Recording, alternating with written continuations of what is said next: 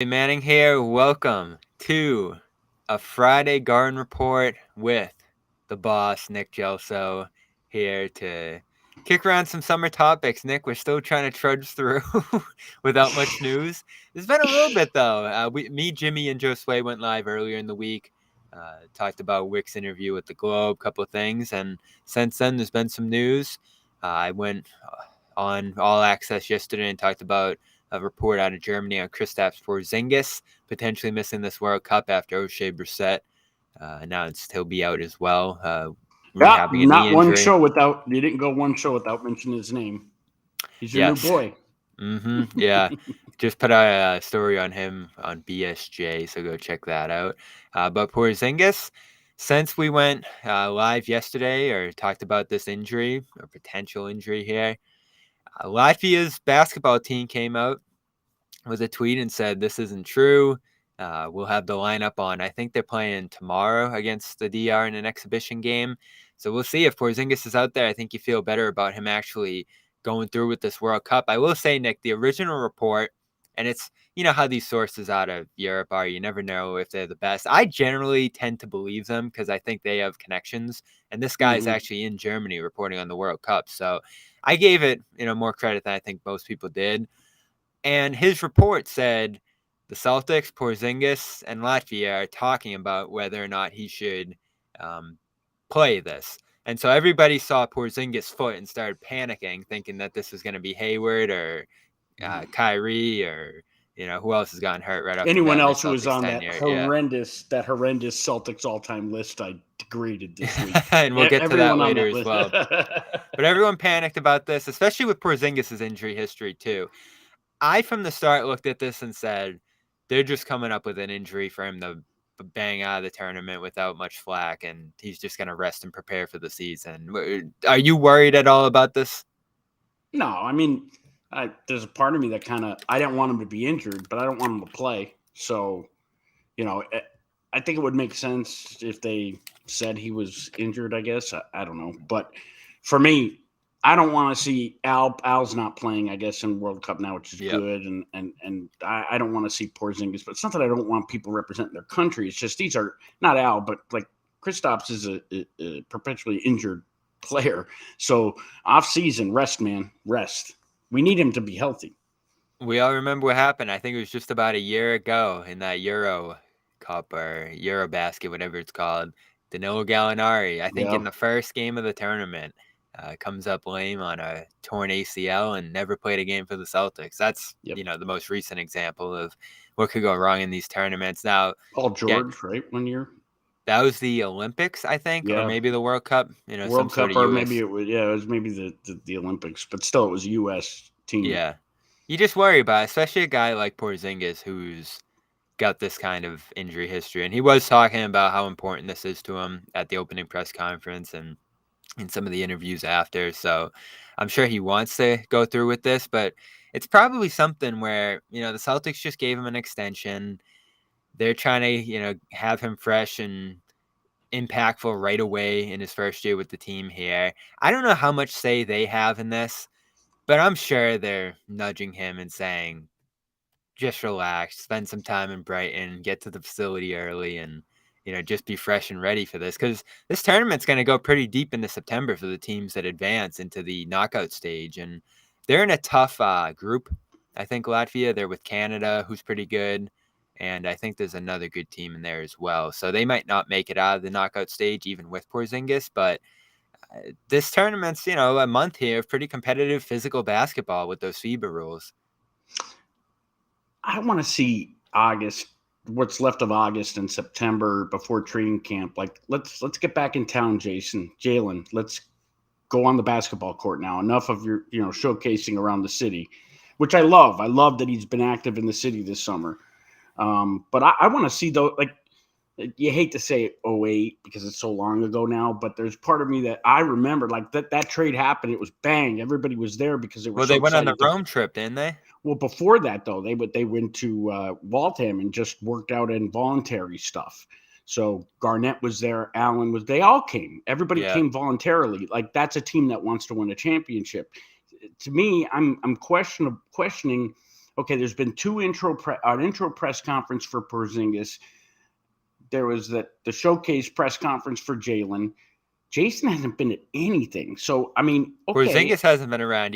Wick in the interview was saying he got to talk to him for a little bit after the presser, and that's about all Wick and Porzingis have talked. And I mean, I for me, it's like if a team wants to right the wrong of last season, if they think there's a wrong to losing on your home court in Game 7, and you have a new roster, which this essentially is. I mean, yeah, these guys got to get to know each other on the floor as well as off of it, but most people are importantly like on. putting up memes that show the 08 roster and the 2023 roster and saying this year's better. Well, first of all, no, it's not. Second of all, how do we know that? They have not played a second together, not a second.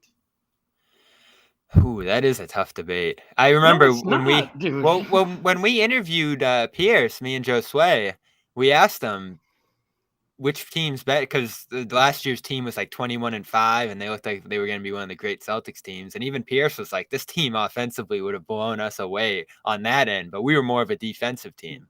I agree with that at that time. I think they would have blown anyone away. They were on such a hot streak, but do it, after the All-Star break, 08 would have destroyed that team. They would have fallen apart. They would have, you saw them fall apart with the Miami Heat and the Philadelphia 76ers. I'm sorry. KG screaming, they'd be like this, I think. Unless we see something different. But I want to see some basketball, or at least know they're at our back practicing. Well, we know some of the games they'll be playing in. I'm surprised. So they did not get opening night. It's going to be Lakers versus Nuggets on opening night, the ring night for Denver. And I believe the other game on opening night, which is a little bit later in July this year, is going to be Suns Warriors. So all West Coast games to start the season. Normally there's an East Coast game, and I almost was certain it was going to be Celtics, Heat. You'd have Lillard almost inevitably on that Heat side added to that rivalry. Porzingis making his debut. East Finals, 7 games last year. I thought they didn't go there, did he? Did that not happen? yet. No. Oh, is it gonna happen? I thought We'll Silver put out his threat of all threats, his first threat in the history of his career. But this Everybody's is going. This is more important to me. Right away, Nick, I was so excited to see Celtics-Lakers Christmas. Yeah. I've been waiting 3 years for this to be the finals again. Yeah. Hopefully it can be the finals this year, but we'll at the very least get to see it in Los Angeles on Christmas Day. Celtics have been home the last couple of Christmases, I feel like, so they're going to hit the West Coast. And for many years, they weren't. I mean, I'm going back to my whole life. I don't ever remember until, I think, the IT era, I don't ever remember a game being at home on Christmas. It used to always be MSG or Philadelphia. Yeah. They'd at least be on the East Coast. This is a big trip around Christmas time, it looks like it's going to be. And it's been an early game recently. I'm hoping it's kind of not a late game, but it's a midday game like after Christmas dinner. You know what I mean? Yeah, you can kind of see how it's going to line up just based on the times the you can figure it locations. Like Knicks are always at noon game. They're playing the Bucks. Sixers Heat will probably come on at like 2-3. Celtics Lakers, I'd say 5-ish. Yeah, which is a good time as long as it's not going into the 9 o'clock like the West Coast prime time is. Then you'll get like the 8 o'clock Suns game and the 10 o'clock Nuggets game. But like I'm picking on the Celtics, Bobby. But I'm looking in our chat, and obviously some Lakers fans are here, which welcome. We love opposing fans. But the Lakers are not better than this Celtics roster. I don't care what you say; they're not. Anthony Davis cannot stay in uniform. I would have never given him that money. Well, I was going to say, we're going to get to money later. The Lakers just paid Davis $60 million a year for 3 years. To play 40 games a year. I mean, what are we doing in this country? Seriously, what are we doing? We're paying people to stay home. How much is Ben Simmons making this year? He's close to 40. How the fuck is that guy making money right now?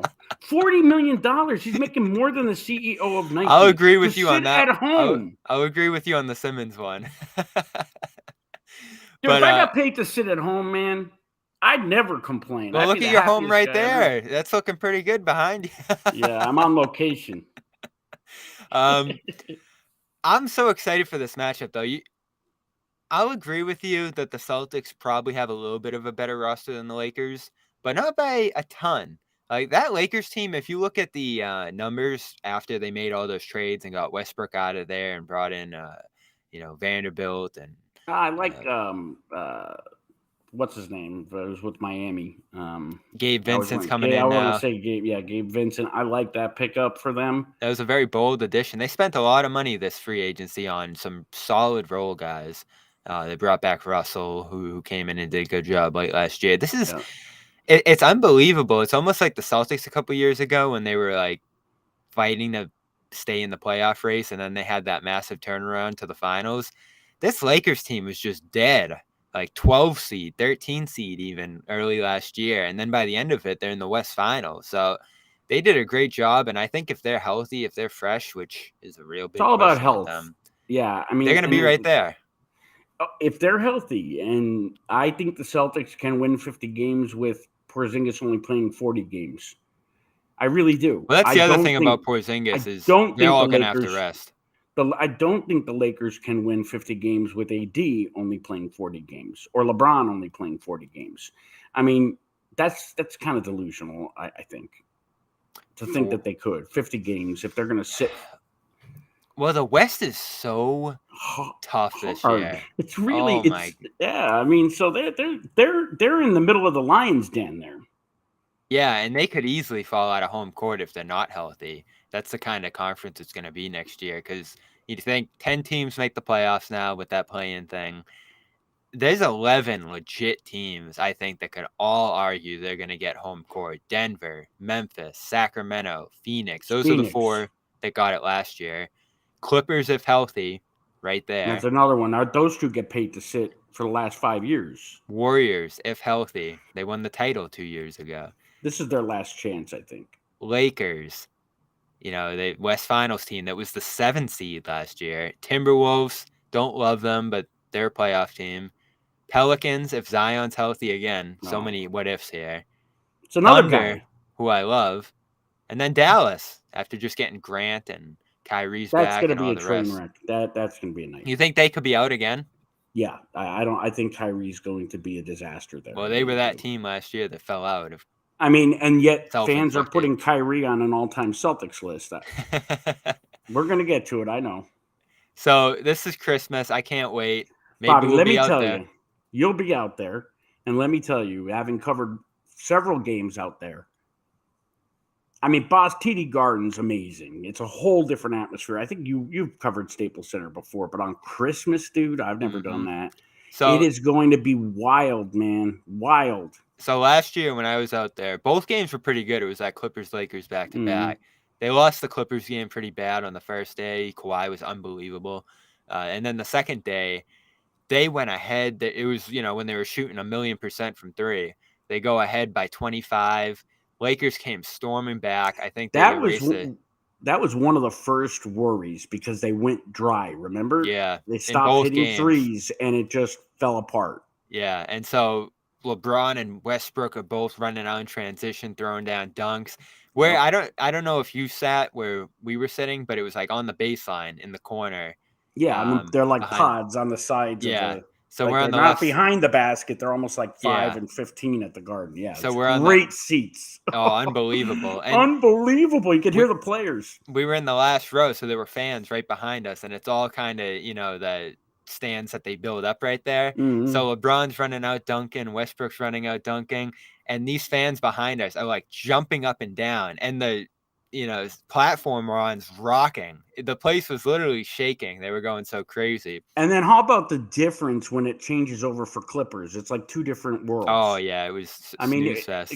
Clippers, you go there. First of all, like even the lighting is different. They cover everything up. You can't really see like the upper decks as much. I'll tell you, I was at the Garden for Big 3. First time I've ever seen the Garden with no banners. Why'd they take the banners down? I think that, and I'm guessing here. I didn't even look it up to see, but I think logic would tell me it's probably time for them to get dry cleaned. Yeah. I mean, it's been a couple of years, so sometimes they bring them places, right, for events or whatever. They use the old ones for that usually, though, like from the old Garden. Yeah, they got some at the Auerbach too. How many banners? Those are copies of the banners replicas. do they have? Yeah, those are replicas, but they're from Waltham. So those were. Do they still have the empty slot at Auerbach? That like they did Yes. at Waltham? Yeah, they should. That's great. That's great. That was a We were Doc talking Rivers. about, who I think that was Doc, right? It Who was started Doc, that, yeah. and they've Yeah, but just kept it going. you'd go into practice and you'd see KG just staring up at it. Like, you Yeah. know what I mean? And it's like you get the chills. Like you knew it meant something to get that banner. And We were obviously, laughing at, I think it was the Porzingis event, me and another writer. They're in the finals a couple years ago. It's 18 everywhere, 18, 18, 18. They had like the shirt with the empty banner on it. Draymond ended up like scribbling something on there after they won. Then last year, it's unfinished business, yeah. unfinished What is it going to be business. this year? I said to the writer, we'll get it when we get it. Yeah, when it happens, it'll happen. When it happens, it happens. That's what it was. Yeah. But yeah, that game was incredible. One of my favorite games last year. Lakers came back down 20. They took like a double-digit lead themselves. Then the Celtics just came storming back down the stretch. I think Grant hit a couple shots. Smart was out there. And then Tatum hits this turnaround game winner over LeBron on the baseline, which was just an amazing moment. I mean, those that say Jason's not clutch, they forget Game 7 against Philly. I mean, had he not done what he did, they don't win. That's clutch. Or even during the regular season against Philly, he had that tip in to win the game. I was just watching that video. That's a great game. That was a great game. There were awesome moments last year, regular season. The thing about Lakers games, like when I was growing up, it was always like the come late, leave early, sushi eating, very dainty, quiet audience. I'll tell you, they're pretty raucous now at the crypto. I mean, like they're pretty raucous. Yeah, they've turned it around. Shaking. Yeah. I mean, it is fun to go there and see the banners and just kind of see our alter ego almost. So schedule should come out next week. They're doing the play-in. Or not the play-in, the in-season. What is this? Like, even Coop doesn't know. Max can't tell me. No former players are all like, what? I heard it's very Coop confusing. told me the WNBA does something similar. It's almost soccer style. So they got the World Cup going on right now in soccer. And what you do is you play every team that's in your group once. And then whoever comes out of that group moves on to like the knockout stage. So it's a similar idea, except they're mixing it into the regular season. So on Tuesdays and Thursdays, you're going to play teams from your group, and that's what it's going to count toward the in-season tournament. So it's part of the regular season, and those games on Tuesdays and Thursdays are supposed to mean a little bit more because if you win them, you're going to Vegas in December for the knockout stage of the tournament. And I think there's probably a couple buys or whatever for the best teams that come out of it, period, or wild cards. If it gets the players to play more, I think it's cool. Is there playoff implications in there at all? No, I wish there were. Like, I almost feel like you should get like an automatic 10 seed or something. Or a bye in the first round. Yeah, so here are the groups. Celtics with the Nets, Raptors, Bulls, and Magic. So those are the teams they're going to be playing on Tuesdays in November, Tuesdays and Thursdays. And every single Tuesday, Thursday, they're going to play one of those teams. Yeah.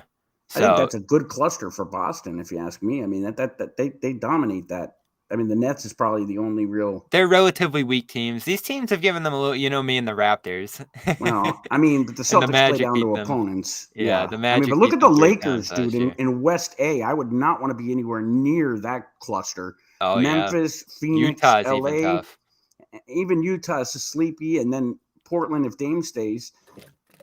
I'm looking at West B. This is interesting. I did not see this. I think that the only ramifications are $500,000, which to these guys is a drop in a penny in the piggy bank. So I'm interested. So like, are the four? And again, it's really confusing. Mm-hmm. The 4 teams I think emerge from these in each side, and then play a bracket tournament style single elimination in Vegas. In December. And what's going on with the rest of the league at that time? They might just be playing regular games. And again, the championship game in this doesn't count, I don't think, toward the regular season. So there's not a lot of implications, at least for now, on the normal season for the winner of this. So I'm wondering, like, are the Nuggets or the Celtics going to win this? Like, one of the best teams, or is... I mean, if there's no implications, I rest my guys every Tuesday and Thursday. Yeah, that's the worry, right? Or, are guys even going to go out to Vegas for this? So, like, the league silver will be falling over when guys take this thing off. I mean, think about it. Like, $500,000 means a hell of a lot to the 15th or the 12th man. Right. They're going to be sending Cornette, Pritchard, and Hauser, and they're going to be going see, crazy.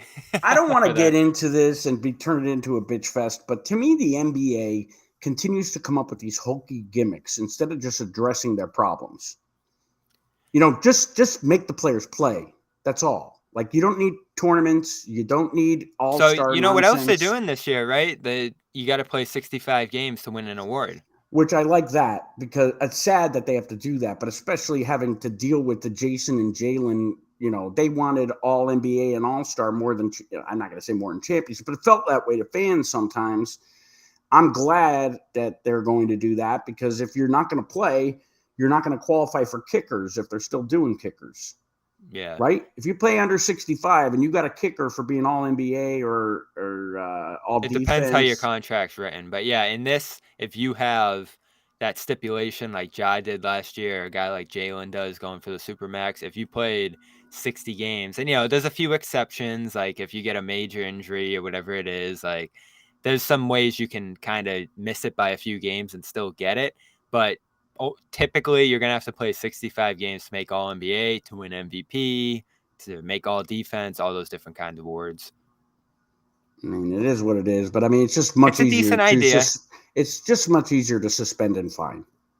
Really. I mean, that's what Stern did. You're funding a charity. But the debate, and I was talking to guys about this all last year, Nick, in the union, they say it's the teams. The teams want to sit these guys down. They want to. No, I'm sure there's some guys who were just, taking their time. I remember Ingram last year was out forever with this toe injury, and every week it was like, is he coming back? Is he coming back? So it's different in every case, but most guys are saying in some cases, like Al, for instance, with OKC, I mean, it's just not needed. Or even this year, yeah. There are certain. What happened? There's certain situations where I could see that being the teams, but if it's the teams, fine. The teams should be fine then. I mean, it was always the coach and the teams. Like, I remember they did it a little more often during Stern. I remember. Fined? Yeah. He fined Pop got fines every week when he was making this load management thing up. I mean, literally, and at least then you're funding a charity. You know what I'm saying? And I mean, to just say for the commissioner to say to the media and thus NBA fans that they don't have a load management issue is insulting to fans who are paying all the money. No, it's BS. Everyone knows they do. And maybe the season's too long, and that's the other issue too, is they'll never make the season shorter because it's less money. It's less money, but I mean, they've done just about all they could. They got rid of double back-to-backs. They got rid of double headers. There's still a lot of back-to-backs. Not that many. What, 6 on a schedule? 6? No, I feel like the Celtics were playing back-to-back all the time. I'd be tired going to the games on the second night. It seemed like it, but Bobby, that's because you would not be tired going to back-to-backs, Bobby. You would not be. I'm sorry. I don't think I would be. Yeah. You know what I'm saying? Like, I mean, I could see the back-to-back thing, but especially in different cities and time zones. I get that. But that's what they got rid of, I think, was the time zones. Because I remember one year they had us going to California, back to Philadelphia, then out to Utah. It just made zero sense.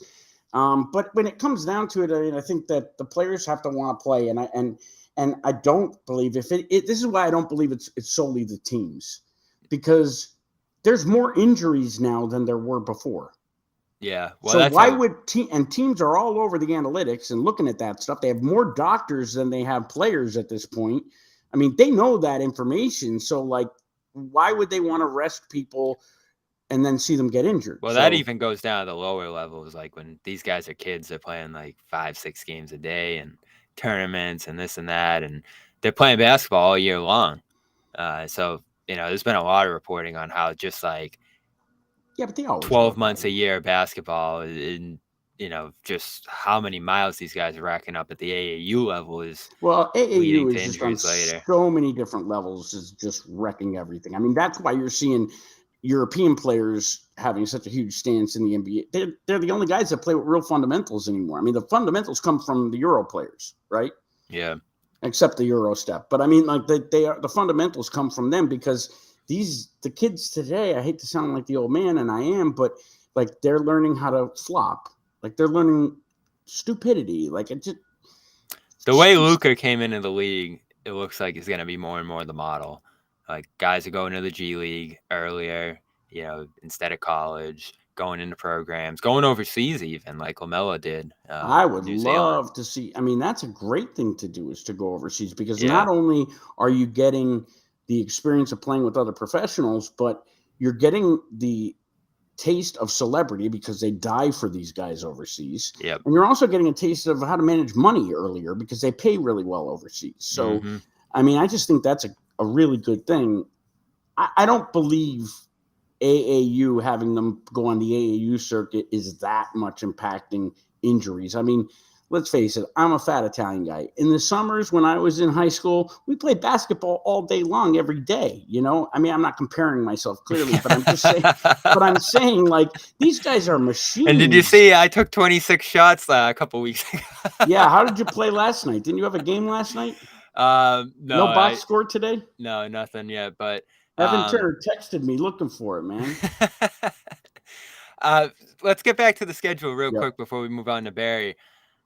Dates so I'm not normally excited for the schedule, Nick, but there's a lot of dates to circle this year, and I think it's going to come out late next week. Marcus's return. Yes. Grant and Kyrie coming back with the Mavericks, which in itself is always a big deal. Ime and the Rockets coming back for the first time. Gallinari says he's circling. No, he was on a podcast saying he's circling that game. He's going to be going for revenge. But there's a lot of revenge fun for what? games. We paid him to be injured. What is he getting revenge for? I don't get it. That's like Gordon Hayward saying he's coming for revenge. He got paid 3 years off. No, but those guys always come back and kill the Celtics. They always do. Yeah, and I'm expecting a big smart game. Grant. I mean, Wembanyama is going to be great to see. That's another good one. Yeah, we'll all be excited to see that. The summer league game I saw of him was kind of a flop, but you knew it would be. I mean, that's like the guys who are out there right now. Who's the new guy on the team? The guy with no hair? Jordan Walsh. They have him first team all defense on Twitter. Yeah. I mean, like, come on, dude. Yeah, summer league. They're like, we don't need Marcus. That's why they drafted Walsh for Marcus.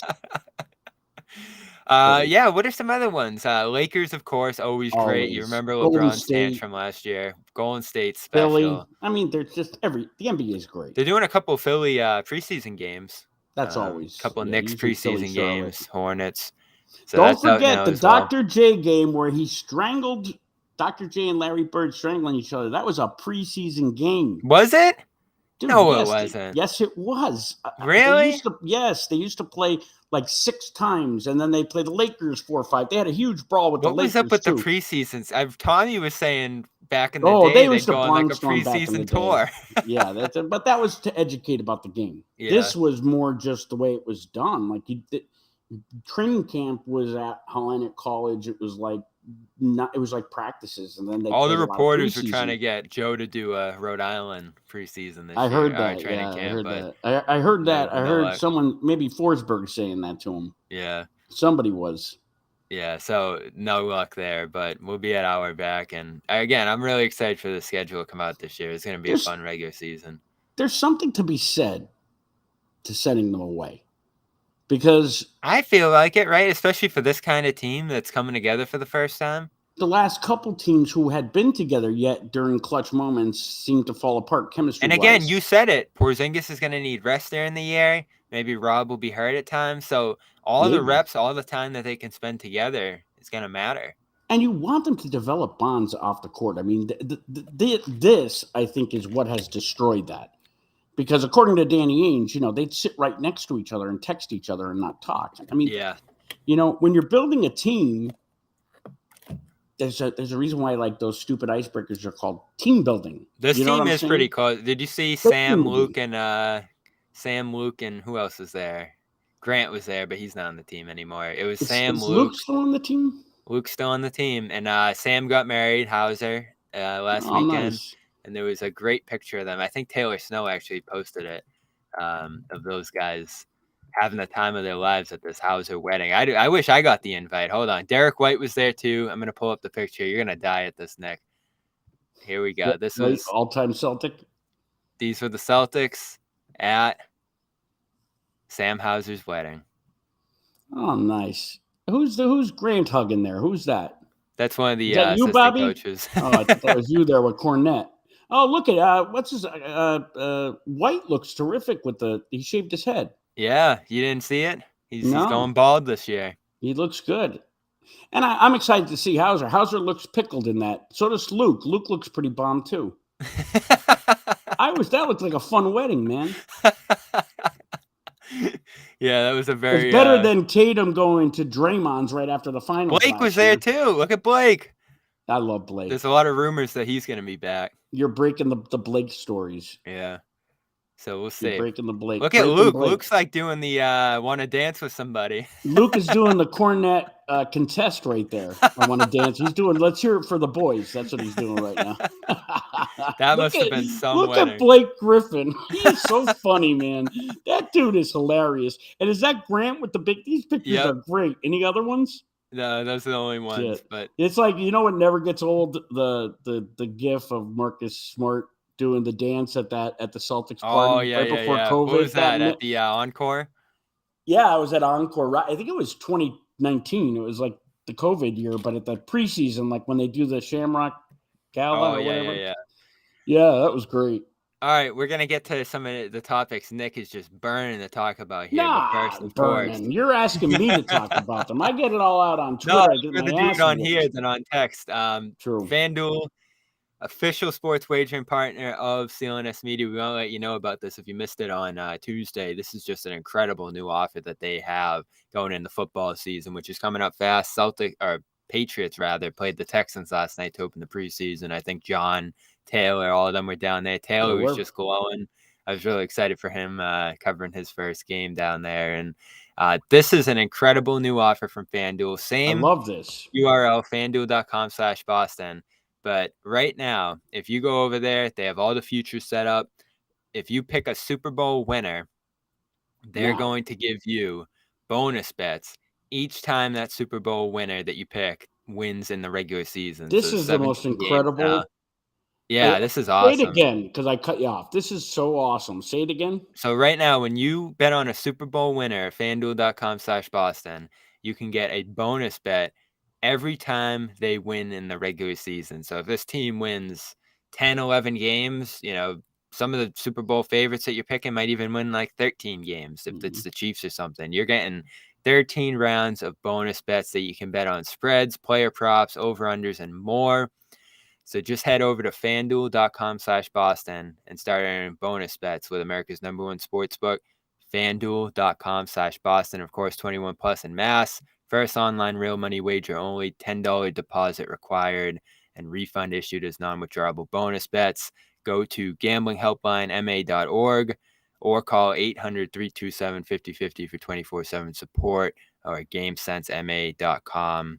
800-GAM-1234. That's fanduel.com/Boston, the official sports wagering partner of CLNS Media. Let's talk Rick Barry. So one thing I'll say off the top, and I don't know how you feel about this, Nick. Everyone was saying, so this video has been going around.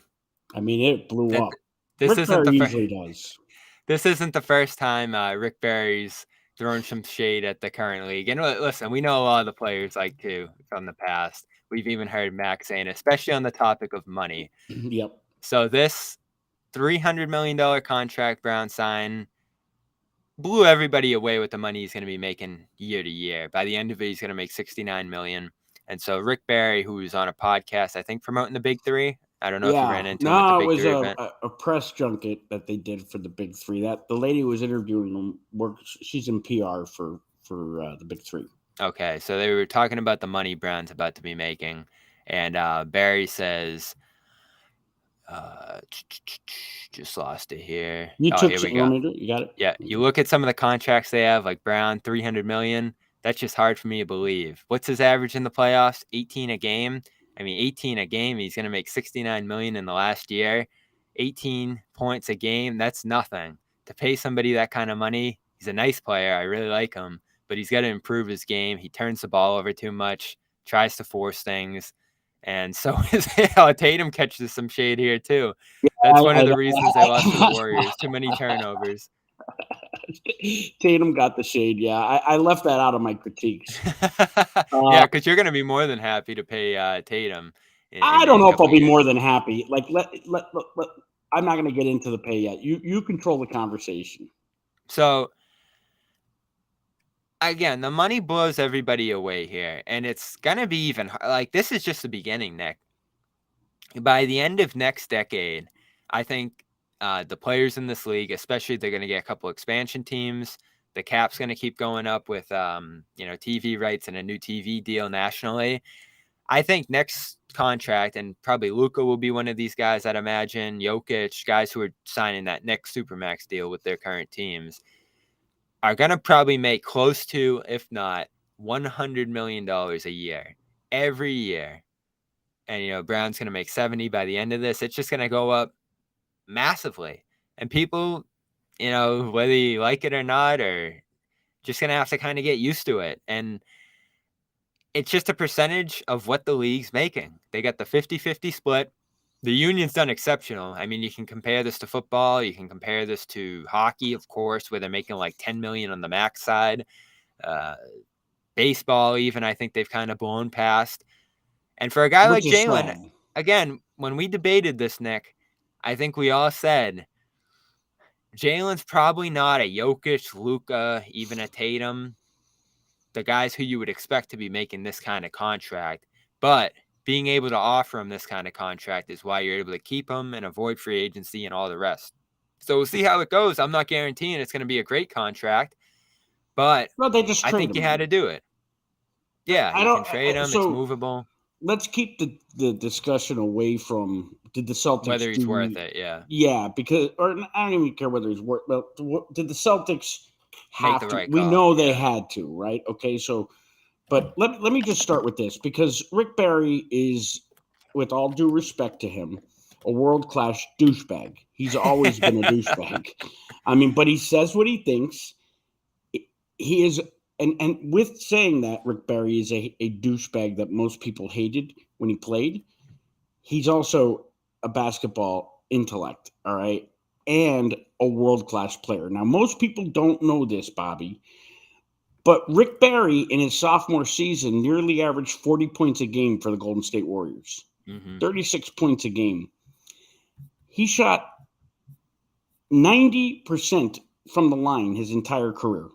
I mean, he had a couple here that were 88. I mean, this he had the underhanded shot, right? He dominated two leagues between the ABA and the NBA. He averaged 30 points a game, I think 5 or 6 times in his career. And he must have played about 15 seasons.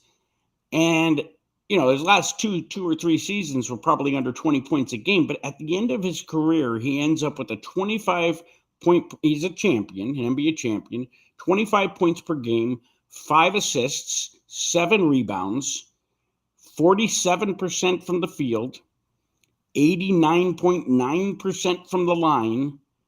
And he played 1,020 games in all those years, 800 of which were in the NBA.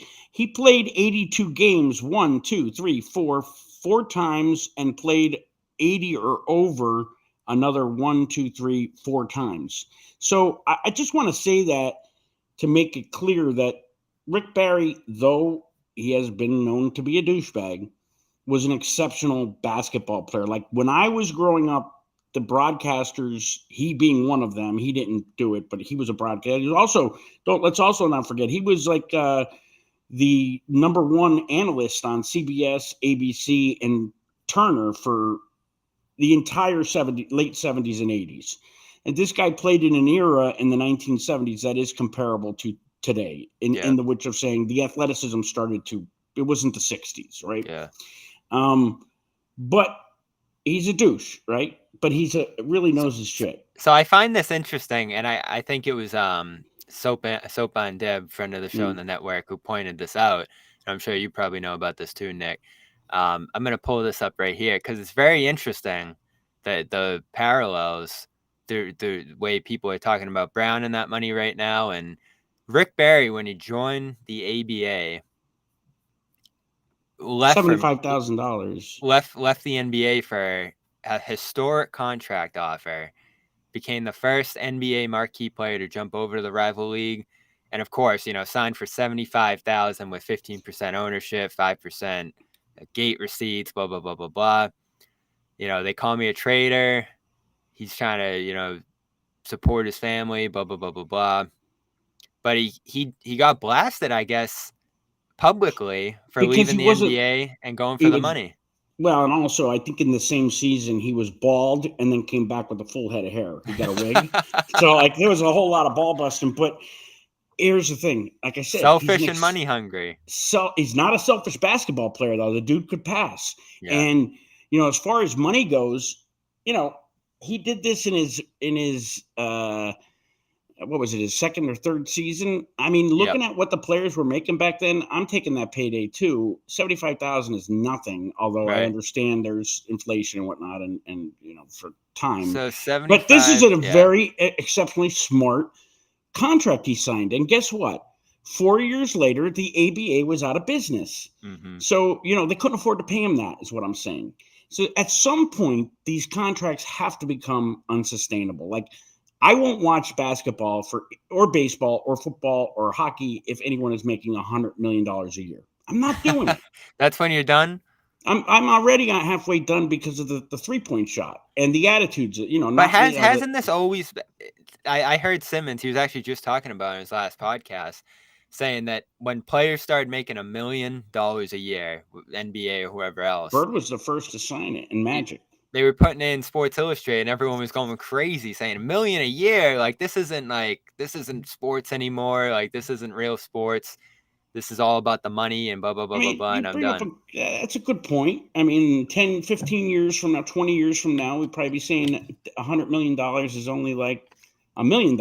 I don't know. No, but I mean, so I get from Barry's perspective, and I don't even think, listening back to I don't think he was being jealous. Yeah, no, I don't think it was a jealousy thing. Like, Max will do that sometimes, and Barkley and all the rest. Let's not throw Max under the bus. I know I'm saying a lot of the legends, old players. Max is not broke. I know many that are broke and are watching these guys, and it's not right. It's not right. Yeah. No, we kicked around the pension plan that they have, and our guys getting that, and I think there's a health plan or whatever it might be. But think about it. Certainly, they could do more for the older players. Yeah, I mean, right down to, do you remember, you might have been a little too young, but like in the Kobe, Pierce, Garnett years, Pau Gasol, they used to do those Legends Never Die stuff.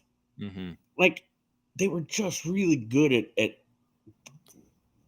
combining the past with the present to elevate the present, right? Yeah. And that was really Stern. I hate to put everything good on Stern. He did some bad too, but I mean, since Adam Silver has taken over, I mean, NBA 75 was awesome. Yeah, it was. Even the commercial campaign was terrible. You didn't like the bus? No, and Kareem and in the rocking chair, like it just, I know that the Lakers do that, but it just, to me, man, remember they used to do the arena completely empty?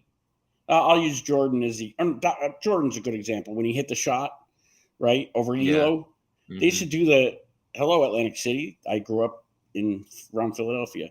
But they used to do that for all the different teams, and that was so awesome, right? But it would end, or when they would do the commercials where the legends would be passing the ball in iconic plays, and it would be like kind of the finals montage. Yeah. What happened to this stuff? Like, what? This is why the fans, the young fans, are so, they're mad. They're angry at the legends. They're angry if you compliment a player from the past. Everybody likes to say the players from the past are always calling out the play. They're answering questions, right? Yeah. So, and no different than Bobby, are you going to ever ask a question about NBA history to anyone of the Celtics? Probably not, because you're going to be afraid about Bill Russell was a big thing last year. Okay.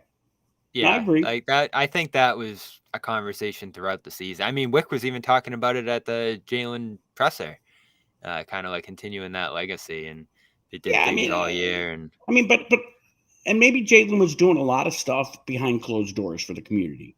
But Yeah. I've seen more since the contract than I have the previous 3 years combined. Now, again, I may be not seeing. You don't have to always show when you're doing nice things for people.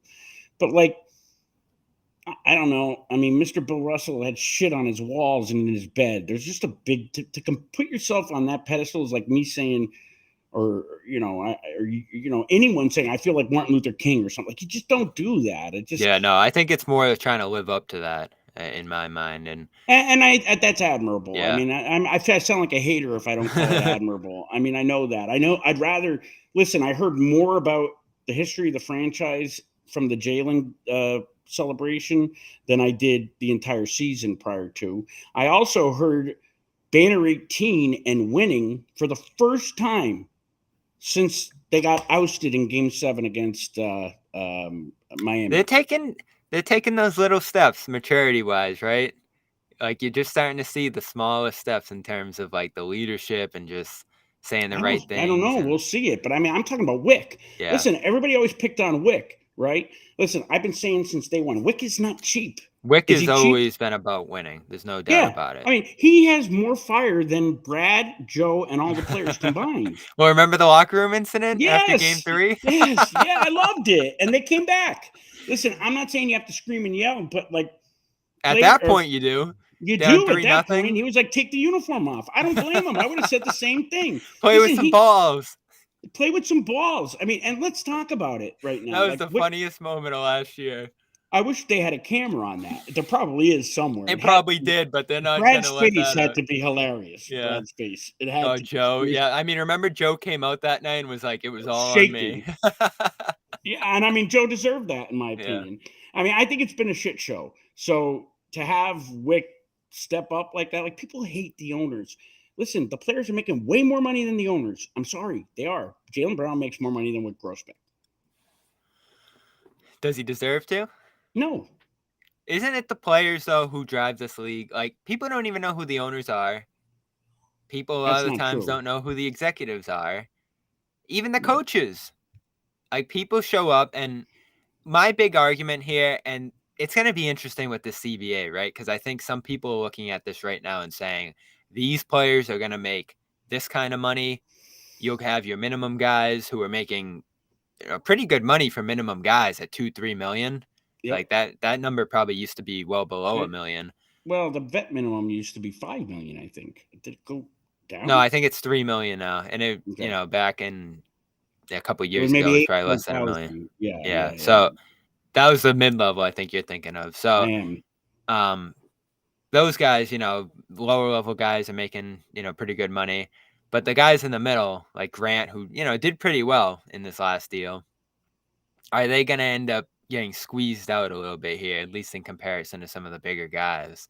That's what we're going to see here. But there's no doubt the players here have a pretty good shake. But I think that reflects a league that's really star driven. And I don't think Barry came at it from this perspective, but I do think probably a lot of the older players look at it and say, like, we set the foundation for what these players are earning this money on now. And we got pennies on this kind of Yeah, I money. mean, Rick Barry's too proud to say that, but I'm sure that's in his mind. I mean, but Right. he is right. I mean, can you see paying Jaylen money or any kind of money to somebody who averaged 18 points a game in the playoffs and 7 turnovers or whatever it was, 5 turnovers? I mean, here's the thing. Like, take Jaylen out You of didn't the have equation. endorsements and all that now like you do now either back then. No, no. I And told you had Jordan. deferments. Do you know what a deferment is? An NBA Yeah. deferment? Let's Yeah. tell the listeners, right? Unbelievable. An NBA deferment is, and most stars got paid deferment, which means, say you signed $1 million contract, you would be paid 500,000 over the course of the 3-year contract or whatever it was. The other half a million would go into an annuity that you wouldn't get until you retire. Mm-hmm. So when Moses Malone signed for cash, the NBA blew up because they had never seen anything like it. They were always working on deferments, which is like saying, okay, 10 years ago, a $20 million contract was absurdly high, right? Mm-hmm. And if you have to retire before you get that money, it's the NBA is gaining interest and you're losing value because inflation is going up. You know what I mean? Like cost of living is changing. So by the time you get it, like I know players who never saw their deferment because they got a divorce in the meantime, and they ended up having to pay the deferment as a divorce settlement. So, I mean, the NBA has come a long way, but and I do believe I agree with you. It's a player driven league, and that's the way the NBA has decided to market the league. Going back to David Stern, and that's worked tremendously well. I'm taking basketball out of the equation, sports out of the equation, Jaylen Brown out of the equation. If you heard the CEO of CLNS Media was making $69 million this year or in 3 years or whenever, you probably would stop coming to my site or you'd stop paying, to support our sponsors. Like at that point, it probably behooves of me to donate to charities and donate back to past employees or retired employees or whatever. I'm just saying it's an irresponsible thing to pay. Jaylen Brown is making $20 million more than the CEO of Nike. Yeah. Well, I mean, that's a bigger conversation about the It's not. When you economy have and the the player, system we're in. when you have the players putting on their shoes Nike and exit out because they're making too much money and they have slave labor in China, but yet you're making money on them having slave labor in China and you're making more money than the CEO. That's what I'm saying. Where's the accountability to that then? Like, what is the differentiator now that Jaylen, and I'm using him as the example, it's going to be everybody soon, but Jaylen can do to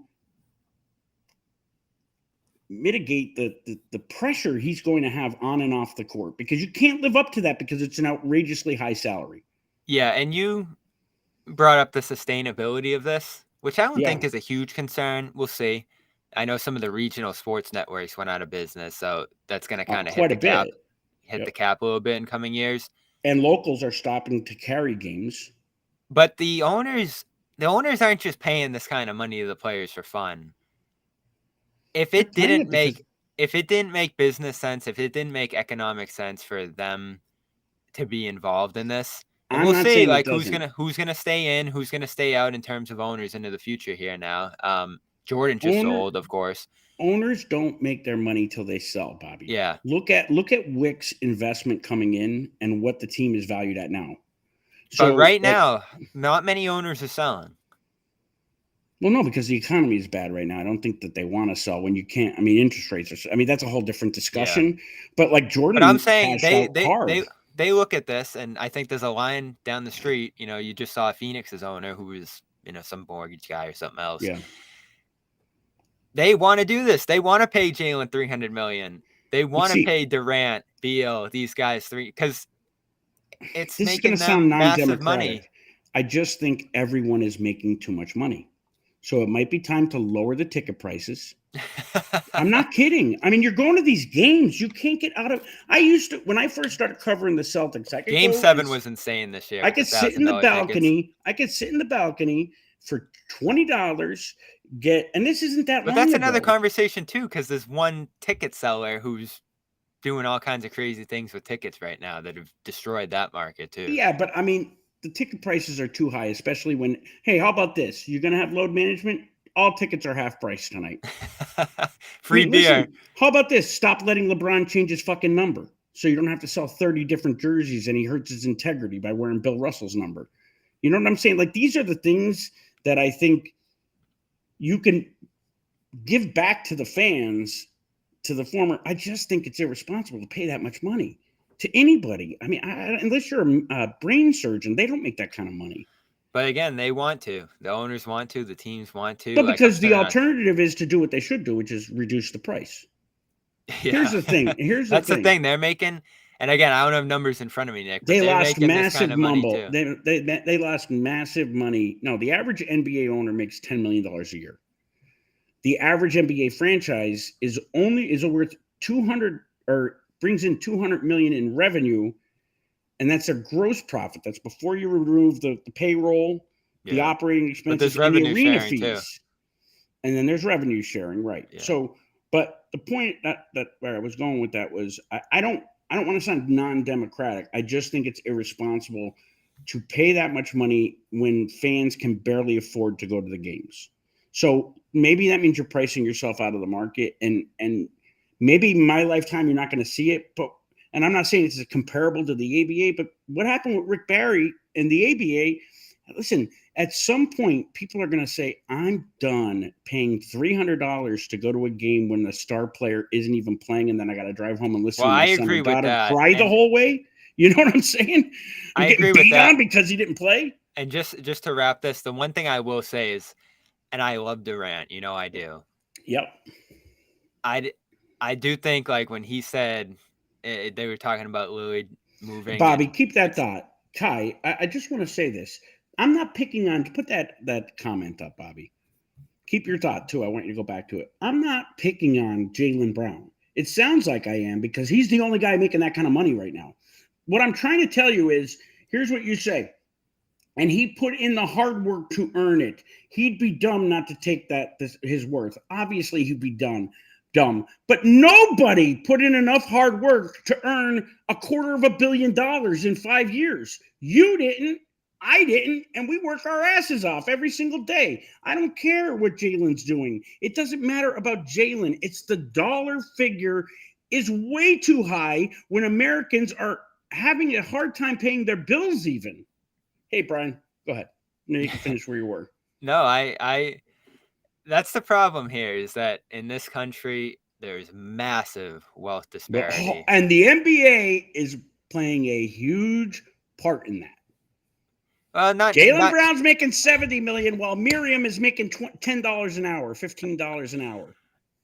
I think minimum wage is 15 now, right? No, whatever. You know what I mean. I think she's making more than that too. But you get what I'm saying. I mean, a towel boy at the Garden makes $55,000.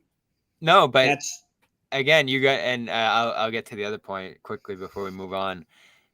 There's massive wealth disparity, and that's something Jaylen's talked about too. Yeah, he's a big part of it. But you have to go and get yours at the end of the day, because that's just how the system works. Is you got to go and get yours. You're not going to take, again, when he said, I want to address wealth disparity in Boston, people would say to him, well, why don't you take the minimum wage? Like, you got to get yours, especially if you want to make an impact on stuff within the system. So that's just how it is. It's so much money. It's not hypocritical. It's extremely hypocritical. If you got offered $300 million right now, Nick, to go do a podcast I'd take it. for I would be a hypocrite. CBS. I would take it, and I'd be a hypocrite. Yeah, everybody sells out. But I guarantee you this: if I got $300 million, every one of you guys would get $1 million or more. Every one of you that work for this company. Brown's throwing money, and you'd around. all get ownership in my company. You all would, because I'd had $300 million. I wouldn't even know what the frick to do with that kind of money.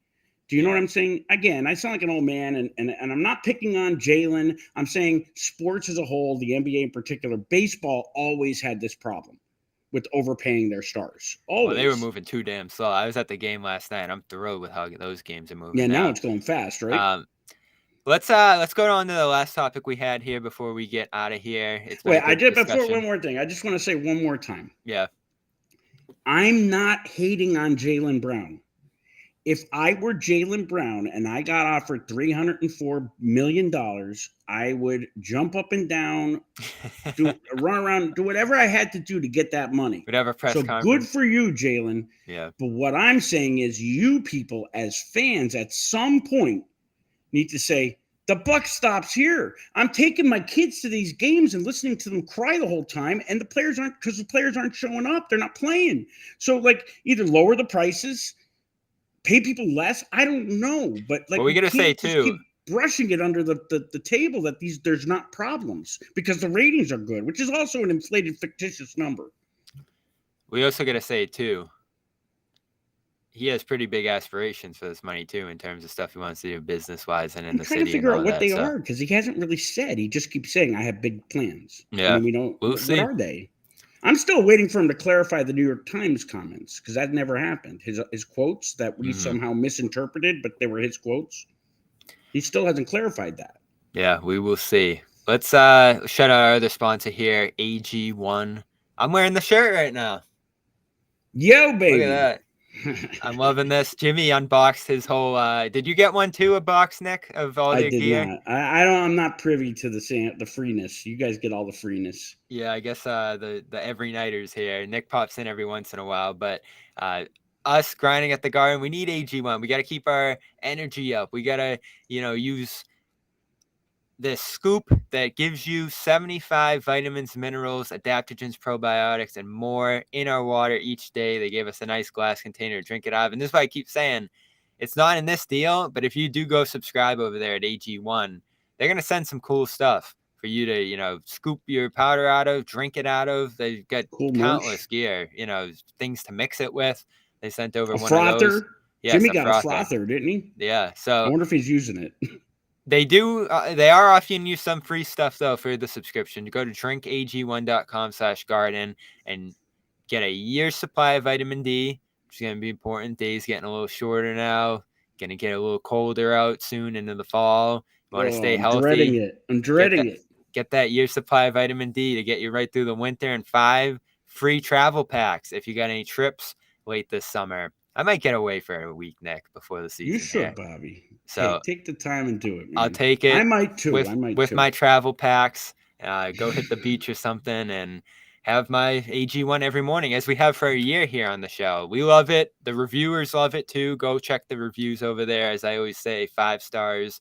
drinkag1.com/garden. Go get that offer and support the Garden Report. AG1. Before you go on to sorry, I cut you off. /garden. But before Tommy, we're saying he should have gotten that contract for the reason that you're saying it. Okay, he would have walked, or they had to pay him that. That's not the debate. It's not about Jaylen's worth it, not worth it. It's about the amount of money that we are now paying players that are, Jaylen Brown. This is going to get me killed, but I don't know if he's top 20. He might be top 20 in the NBA. So this account, but to wrap this show here, and wait a minute, I want to know if they're top 20 or if you think he's top 20 in the NBA. Yeah, probably not. Okay, so that's the point I'm trying to make, and I think that was Rick Barry's point. Anyway, let's go to our lists because everybody's still freaking out about Dr. J. So this is the list right here. Oh, this set Nick off. I mean, I'm going to start a show called "Dismiss the List" because there's so many stupid lists. So this is such a bad list. I don't even know if it was serious. Like this might have been a troll. Before you even go, Bobby, so it's bad because Bobby Manning sends me rapid fire texts of tweets and different things. A lot of times refuting a lot of my boomer rage, which is good. I like it. I like it.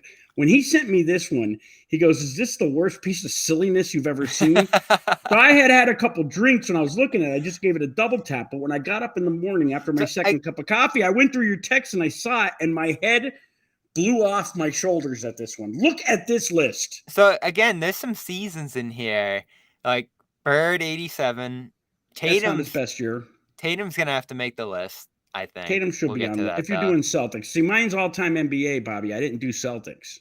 Oh, okay. I was talking. That's all right. I wanted to do Celtics, but I could quickly do Celtics. So, I mean, does Garnett 08 fit the list? Defensive Player of the Year, championship. I mean, it's hard when you're talking because, like, let's go this way. Let's first say who's missing from the list, and then let's say who we're going to take off. Okay, so you responded with some names here of who's potentially missing from this list. I can rattle them off. Cowens. Yeah, Cowens was a good one. Do you know which year was Cowens? Cowens, well, I mean, 72 through 76, he was MVP or runner-up. There's my list. There it is. Yeah, no, these are the people that are missing. I'm not saying all these guys should be on there. Okay, so there they are. Now, who on this list deserves to be on there? If you ask me, Cowens, Hondo, Parrish. Let's start with those three and eliminate three of the dumb ones. So Cowens' best season, 2014 and 4 in 75. All-star with a steal and a block per game. MVP. 47%. Was the MVP 75? 73, I thought. But 73, 74 at 6'10", he beat prime Kareem in the NBA Finals. I mean, Cowens did that. That was Cowens and Havlicek, but it was Cowens, JoJo, and Havlicek. But Cowens was the man. Most people were incensed, like the traditional fans, with Cowens and Hondo being omitted. Yeah. So Havlicek is so underappreciated, man. I do think we should slide one Cowens season in there. Where would you go next among these names? Hondo, Havlicek, I would go to. So Havlicek's best season, you would say, was I mean, he played 17 years, dude. He had a lot of them. 28, 9, and 7.5 That's in probably it. That's a 1971. good stat line. Tiny. Someone says, what about Tiny? He wasn't a Celtic long enough, I don't think. 45% from the field, 8 free throws a game that year, 81 games. That guy never stopped playing. No. No one talks about him. So Hondo deserves to be on there, right? Uh-oh, Bobby. Did Bobby lock up or did I lock up? Uh-oh. Oh, I'm back. You got me? Okay, good. All right, good. Yeah. I tried to hold it down, but I couldn't. But let's start with Collins and Havlicek. Who are we going to replace on the list now? So I think we got to scroll up because I can't see it. There we go. Kyrie's out. Kyrie. Get Kyrie out of there. That's the one that set me off to a point of like, were you born yet? Because he destroyed the franchise. We're still paying the price from Kyrie. I bet he had some good stats. He had a solid year, but he got hurt right before the end of it. He played 60 games and he was 24, 3, and 5. Like it was a fine year. It shouldn't be in the all-time list. I mean, yeah. So let's put Hondo or Collins in his place, please. Well, I think we'll take out, sadly, Kyrie. Derek White too. Why sadly? He's been here 3 years, dude. This is an awesome season from him, but top 10 in Celtics history, probably not. Again, I think if you're going to have a top 10 season in Celtics history, you probably had to win a championship at the end of it. You kind of do. And you also got to have 10 names because there's only 9 here. Yeah. You do realize that, right? They skipped 5 or 6. What did they skip? 4, 5, 6, 7, 8. No, there's 10 names. 1, 2, 3, 4, 5, 6, 7, 8, 9. Oh, is this? He must have edited it. He had to edit it. He didn't have. Who did he put in then? Ray Allen, I think he put in at 6. So we took out Kyrie. We took out White, put in Collins and Havlicek. I think that's fair. You got to take Al out. Horford's got to go. Sorry, Al. I mean, I love him, but he's got to go. I mean, you could put in Parrish there. Any season Parrish had was better than Al's averages last year. Parrish's best year, at least numbers-wise. 21 and 15, maybe 21 and 12. I see a 19, 10, and early 80s. He was in the 20s. 2 blocks. Pretty much all those seasons from 80 to 83, he was 19, 10, 2 blocks. Now, keep in mind, you also he was the 4th option. Mm-hmm. You know, so it was pretty damn good. But I put him in over who we were moving here, over Ray. Al, yeah, poor Al. I mean, he can't. No, some of these names probably fit the top 25 list, but we're talking top 10 maybe, Celtics history. I mean, Max is my best friend. I'm not even putting him in there. Yeah. You know, I mean. So which other names are we going to keep? So Bird, 87, you didn't think was his best year. What was Bird's best year? I mean, his best season was 86, but statistically it was 88. Mm-hmm. You know, that's the one where everybody says Tatum's already better than Bird because he's averaging 30 points a game, and Larry averaged 29.9. And in 87, he was 28, 9, and 7. I mean, he was great in 87, but 86 he was better. So you could put multiple Bird seasons. He didn't win that. Listen, as a whole. You could put it from 84 to 89. Yeah. From 84 to 88. Maybe we'll say like one player deserves 1 year on this list. You can't have more than one. Yeah, I mean, because Bird, like, you know, he won the MVP 3 years in a row, and 87 wasn't one of those years. Yeah. You know, Magic won it that year. So let's just say one of those Bird years stays. Mm-hmm. Are we keeping Garnett? 08? For now, yeah, but I think Ray's got to go. Bill's best year? That probably works. He had a great year in 64. 15, 25 rebounds a game, his career high. Almost 5 assists per game as well. Yep. And they didn't track blocks. There was probably 10, 15 blocks a game. You got to get Ray out of there, bro. Yeah, I think you take Ray out. Despite the playoff heroics that year, he was pretty great. But who goes in for Ray? You could put either. I mean, you could do a let's face it. Russell's a hat tip to a degree, right? So you're gonna put Kuzi in there. Whew, that becomes tough on the stats side too, because, again, the stats We weren't had some really what great they are now. years, but he had some low field goal percentage years. Yeah. JoJo White's another good one. Satch was a Garnett type defender. Casey was a Marcus Smart-like defender. Sam Jones, one of the best two guards in NBA history. Ramsey, the first sixth man. And then Sam had some Sharman. monster seasons. Sam had monster seasons. Then Sharman has 17 championships between the Celtics and the Lakers. Yeah, and Sam was shooting jump shots, shooting close to 50% in the Sam would 60s. bank it in. He'd bank it in from 20 feet. He shot 17 shots a game in 63, 48%. They don't beat the 25 Lakers and 3. in 69 if Sam's not on that team because he hit the game winner to force game 7. Yeah. You got to put Sam on there. That's it. 69 Sam? Yep. No, I mean, just his best year. I don't even know what it was. He retired in 69. 63 probably. Yeah. And then, now you say, okay, do you want to take KG out for one of these guys? Well, we took White out. We took Ray. We took Kyrie. We took Al. You got to tweet this out, by the way, to this kid, to Cousin Turn. Pierce 02. Does he deserve to be on the list? Should we get a Pierce season on there in general? Yeah, and it's probably 02. I think it was like 5th in the league in scoring that year. He averaged like 29 points a game. Yeah, the great playoff series too, or playoff run as a whole to the East Finals. People disrespect Paul terribly. 26, 7 and 3. He hasn't helped himself post retirement. No, I mean he's not. I mean, did you 40 see from him? 3 on 6 attempts too? That was ahead of his time. Hey, I think KG stays simply for the fact that nothing could revive the culture of the franchise after Bird retired and Lewis died, except Kevin Garnett coming to Boston. Did it literally in 12 hours. Does 87 McHale stay as well? Yeah, yeah. Look at that. Look, 87, it's the only year any player, it might have been tossed now, but back then, like in the last, it was, he averaged 60% from the field and 80% from the free throw line. Chat wants to put Rondo. I have Rondo on my honorable mentions, but he's not. He can be top 15, maybe 20. 15, yeah. I mean, you got to put Kuzi ahead of him. You can't have Rondo. So right now we have. You got to put JoJo ahead of him. We have Bird, KG, DJ ahead of him. We have Bird, KG, Russell, Tatum, Collins. Now these aren't in order. These are just 10 names. No. Yeah. Who else did we add to the list? We added Collins, Sam Jones, and Robert Parrish. And we added Robert Parrish. So then you have Tatum, McHale, Pierce. So Pierce, McHale, Collins, Jones. You gotta tweet this out, Bobby.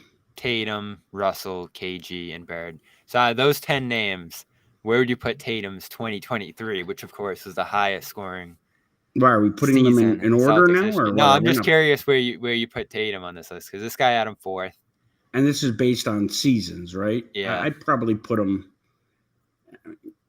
I mean, Bird didn't win a title in '89. He didn't win one in '87.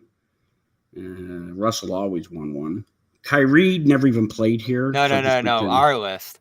Yeah, it's got to be right there with Bird. So you put him number 2, maybe the season he just had. If you're looking at a season, not a career, yeah. IT does not belong on this list, no. Although that IT year, if you're looking at years, I actually take that back, Michael. If you're looking at years, the top 15, 20. Maybe, yeah. I mean, I think he is. Yeah. This is an article, Nick. I'm going to sign it. I think it's a good article.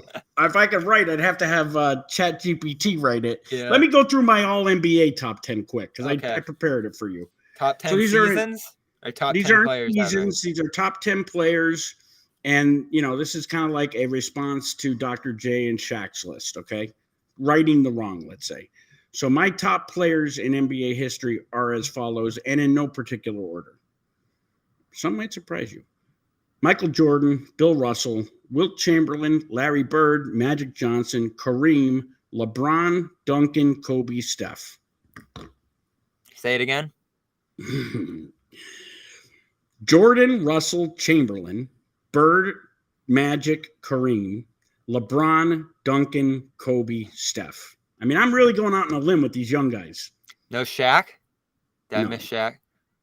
I mean, like Bob Ryan just got done saying on his show the other day, Shaq is fringe top 20, and Goodman agreed with him, I think. Bob hates centers, though, doesn't he? Or He he just loves finds centers. them. He just does not like Shaq, and Shaq does not like him. They do not like each other. Did Hakeem make the list? Why No, not right? Duncan? Why would you take Duncan out? He won 4 titles. He was the last player to play with fundamentals. He's got to be on there, especially if you're considering one of the best defenders ever. And I always say that, like, you got to consider Bobby, the best defender ever, or the best defender in the league on the same scale as you do the best offensive players. The offense might matter a little more than defense, but it's still relatively equally important.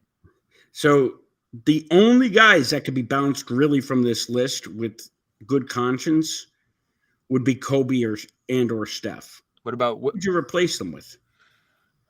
I mean, if Durant hasn't, jumped from team to team to team, I probably would have put him in there. Giannis isn't there. No, not yet. The Joker isn't there. Oh, he'll be there, though, by the end. Probably if he keeps will. Doing what he's doing. He probably will. Anthony Davis is not there. Don't go there, Bobby. No. Embiid can't win, right? No. So I mean, really what I'm doing to take Kobe and Steph out, I'm putting in like Elgin Baylor, which I think isn't fair because it's so long ago. Hakeem, I like. Hakeem. So would you take out Steph or Kobe? Or any of the other names? Jordan, so here's Russell, my thing with Kobe. Bird. Like, again, Kobe. All the respect in the world. Same. Huge tragedy. But I do think, what happened a couple years ago, tragically, probably boosted the myth around him a little bit. Not to say he wasn't one of the all-time greats.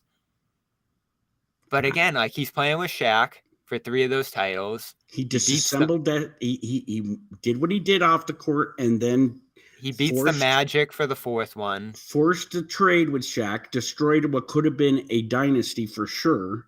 Yeah, and listen, he was a rock solid defender. He could move the ball when he had to. Great leader, all that. But the game. Like Hakeem or Kobe. I know it's tough to compare different positions. I'm going Hakeem. Like I don't think it's a huge knock to Kobe to knock him down below the top. But some people say maybe Kobe, I want to take Steph out. But Steph changed the game, even if it's for the worst. He changed the game. He changed. Yeah. And let me tell you, someone in here. I'm just looking back really quick. Okay, Dave D brings up a terrific point. I'm going to move Tatum way down because Havlicek averaged 30 points a game. There was no 3-point line. I wouldn't put Havlicek up there. Someone said take LeBron out. LeBron's a lock. Not on my top 10 NBA. I'm saying on my Celtics list. I know I'm bouncing around here. Oh, yeah. But, I mean, you asked me where Tatum stands with the 30. We do need Havlicek in there. Yeah, so. Well, we had it in there, but you asked me what – he's in there. But you asked me, where does Tatum stand with last season's 30-point average? And I said right by alongside Bird. And I'm taking that back. Because Havlicek averaged 29 points a game and there was no 3. Yeah. Bird averaged 30 points a game while only shooting 2 or 3 threes a game. So you kind of gotta you can't put that with the volume of threes that these guys are shooting now. You can't really compare that way. And then also Michael Spitzer brings up a great point. You just convinced me to remove someone because the Big O's got to go in the NBA all-time list. This show's a disaster, by the way. Oscar Robertson. I mean, come on. It's Oscar. Yeah. You got to put him in there. I think you need Steph in there. I think you need Duncan too, because he changed the game. Do you need... You need Magic and Bird. You need Kareem. Do you need Duncan? I think you do. I think you do. And you need I think the LeBron Big O's and Jordan. I think the Big O's got to sit at number 11. Yeah. Kobe, maybe you knock him down. If you want to put Kobe over Hakeem, I'm all for it, and he can be in the top 15. Another honorable mention's probably Bailey, like you said, and Jerry West. Shaq. Shaq. Shaq's not top 10. He's really not. I don't even think he puts himself top 10. And that's Shaq should be top 20. Now Hakeem beat Shaq, right? A couple of times. Yeah. or the No. once in that Magic series. Shaq was One young, time. but Yeah, one time. so that probably gives him an edge over Shaq. But Shaq, man, all the No, but hockey, blocks, you got to think about it this 3 way. Every championships in a row. player, the good players of the 2000s, not everyone, but like the ones that had to transition their games, like Kobe, they went and worked with Hakeem on footwork. I mean, you got guys like Max who will say Hakeem is the best player of all time, and he played with them. I don't Yeah. buy that, but he does that to get a rise too. But I think he does believe it. I mean, I like Hakeem there. I think it's tough to leave the Big O out, but we gotta. I agree with whoever said it about Larry Bird's 30 being more impressive than Tatum's. Overall, I think this is a good list, Bobby. Jordan, Russell, Chamberlain, Bird, Johnson, Kareem, LeBron, Duncan, Hakeem, and Steph. I like it. Should And we that's roll our with show it? for today. That's Nick it, baby. Gelso, always good to talk to you. Thanks for filling in today. We'll be back next week with any news. Maybe Hit the Porzingis will subscribe officially back out. Subscribe, Celtics All Access, and CLNS NBA Media. history. Yep. Patriots Press Pass too. I'm sure they got some stuff from last night's preseason game. And show our sponsors some love. FanDuel.com/Boston for bonus bets every time your Super Bowl winner wins. And drinkag1.com/Garden for 5 free travel. Bobby, guess what today is? TGI Friday. I am going for a cocktail. I'm just going to walk right outside on my lanai here and have a martini. I'm heading down to Fenway. Follow along tonight. Chris Sale's back. Going to watch another Sox game. It's that time of year. Just going to soak in as much baseball as I can. And then training camp next month. So it's coming fast. Stay tuned to here, and we'll have a show next week sometime. See you.